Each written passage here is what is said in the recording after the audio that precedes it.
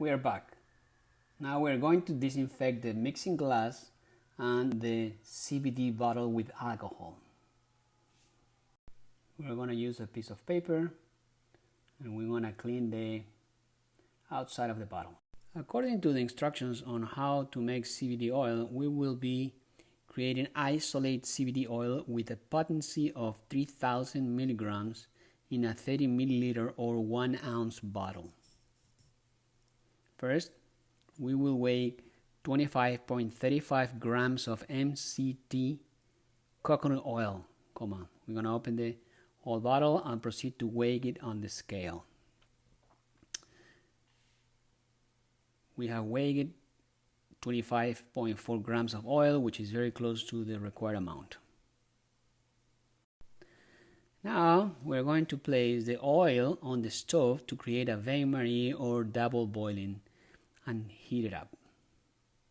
The oil has reached a temperature of 120 degrees Fahrenheit or 50 degrees centigrade. Here I'm showing you the isolate CBD powder, which is a white powder. The same process can be used for broad spectrum and full spectrum CBD oil.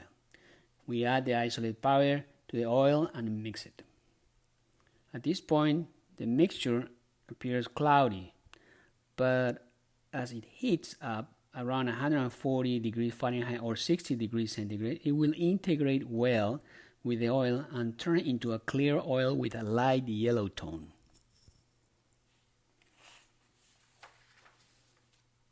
Other oils such as olive oil or hemp oil can be used, but MCT coconut oil is preferred by the industry due to its tastelessness and better absorption or bioavailability.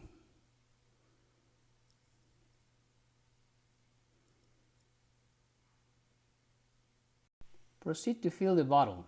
The instructions are precise and the liquid should fill the 30 milliliter or 1 ounce bottle completely.